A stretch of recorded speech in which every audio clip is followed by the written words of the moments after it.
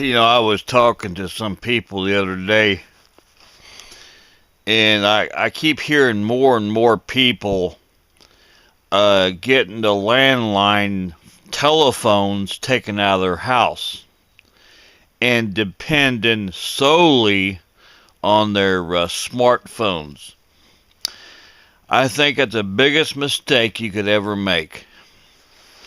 What was it? A couple weeks ago, was it AT&T or one of the phone companies had a major phone outage, and I think we're cutting our own throats.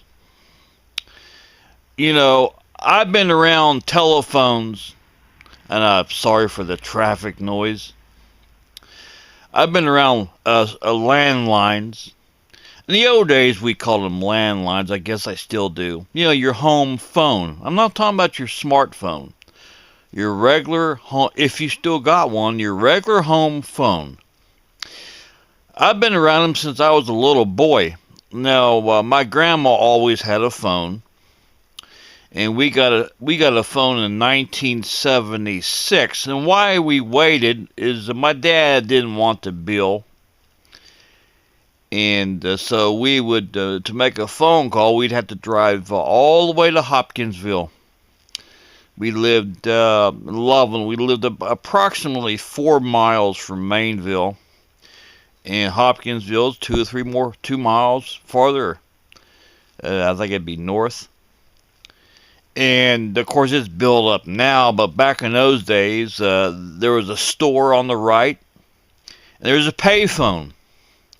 And I think my dad just got tired of driving a round trip of nearly 10 miles just to use the payphone. So in 1976, we got a phone put in the house, landline. And in my experience, and that's been 13, it's been nearly 50 years, and they're virtually fail-proof. Our phone's only been out over the years just a couple times, just a very few times.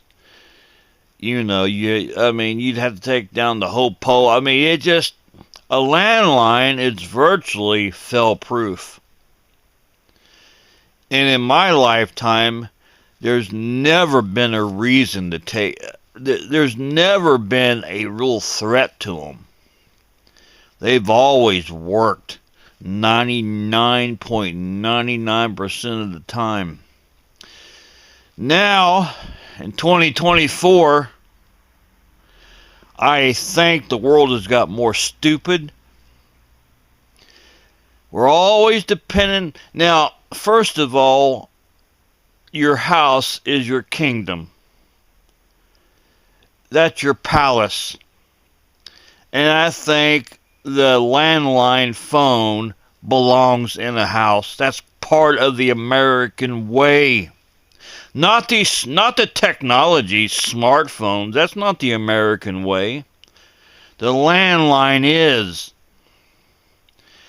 And I think to take that out, you're cutting your own throat. I don't know why people want to solely depend on their smartphones. I don't understand that. When they can easily go out, the hacking and all this 9 yards. I just don't understand why you would want to take.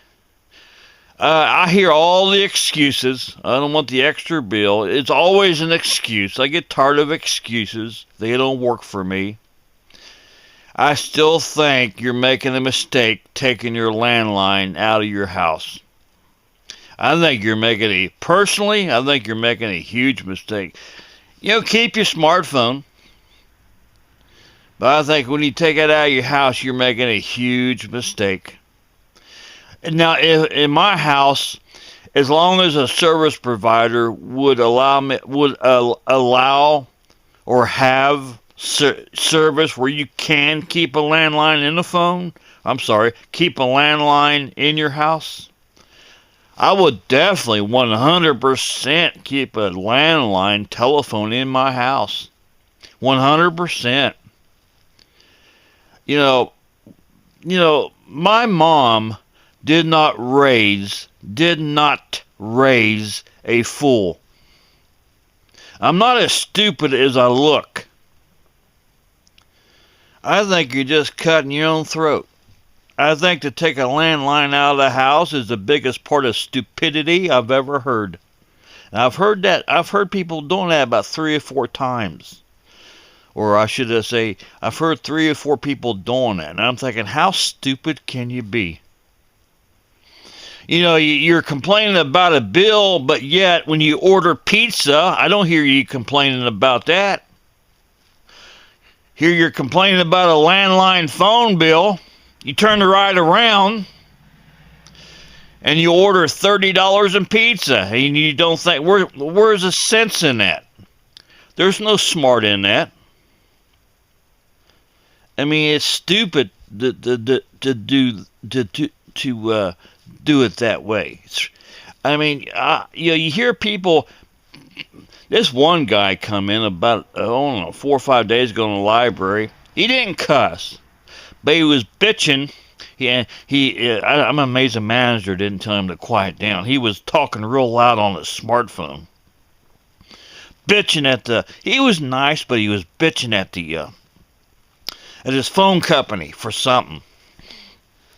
And I'm thinking, I don't know, this world, it just does everything ass backwards. I don't know why in the hell you would want to take your landline out of your house. I don't understand that. That's part of the American way. Since I was a little boy, I've been around telephones. And by the way, when we got a phone in our house in 1976, it was rotary. I didn't see a touch tone or a push button phone. It was probably 80 or 81 when I first seen my first push-button phone. Even the payphone in Hopkinsville was rotary. But my grandma always had a rotary phone.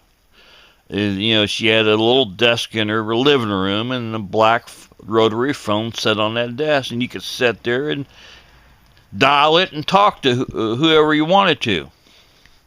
But she always had a phone.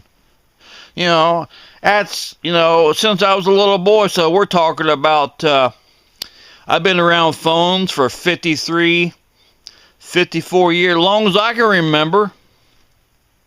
I remember playing with my grandma's phone. But as far as failure, hardly any at all. Nothing. I don't recall anything widespread to make the world news. And you're dependent on technology that can be hacked and totally fall apart. Where's the sense in that, people? I thought you were smarter than that. I guess, I'm not the sharpest knife in the drawer either. But I'm not that stupid. I just don't understand why people want to rely on something that can be easily hacked. Just stupidity.